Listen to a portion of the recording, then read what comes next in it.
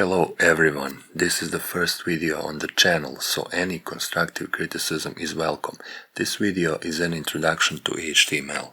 HTML, short for Hypertext Markup Language, is the official language of the web. Two people, one of whom was Tim Berners-Lee, developed HTML in 1989 to 1990, and it was a simplification of SGML, or Standard Generalized Markup Language. SGML is a complex technical specification for markup languages, especially for languages used for document exchange, document management, and document publishing.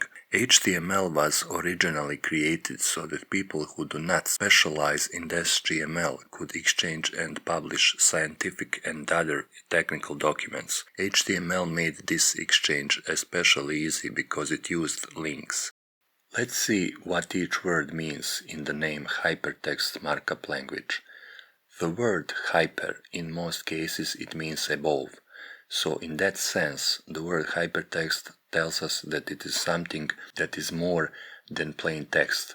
And that is true because unlike, say, text in a paper book, we can in hypertext, by activating the link, immediately move on to other content, no matter where it is located. In paper books, unlike hypertext, we have a linear order of content, i.e., if we take one page in a book, we have a page that precedes it, and after it comes the next page, i.e., the order is linear. In hypertext, the pages are linked non-linearly, i.e., from some page of the book we can jump directly to, say, the last chapter of the book, while with a paper book we can also do that, but it doesn't happen instantly, as in the case when we use a link. Markup is a term from publishing. A journalist writes an article for a newspaper, hands it to a person working as an editor, and that editor makes notes. That is a markup on the article that tells which font to use, where to use italic, where to bold, and other formatting. These notes are further used by the typesetter, which uses them to make the printing blocks used in the printer. Also, with HTML we have content markup.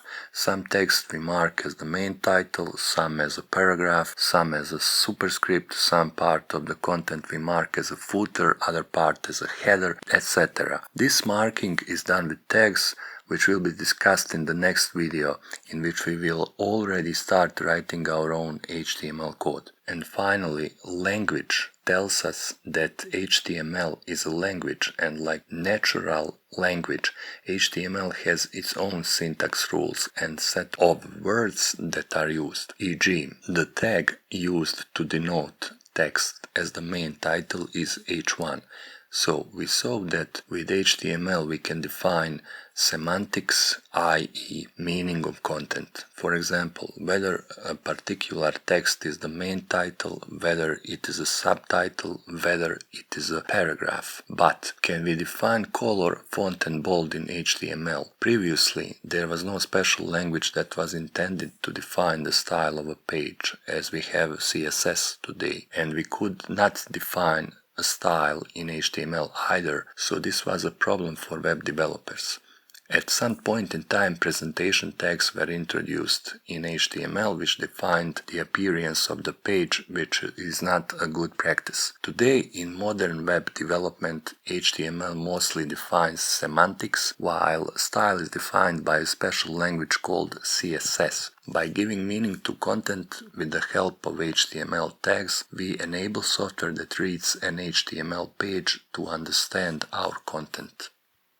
That would be all for this video. The next thing is that we will create a simple web page in HTML. If there is something unclear, write in the comments. If today's story was useful to you, like, share and subscribe. I'll see you again soon.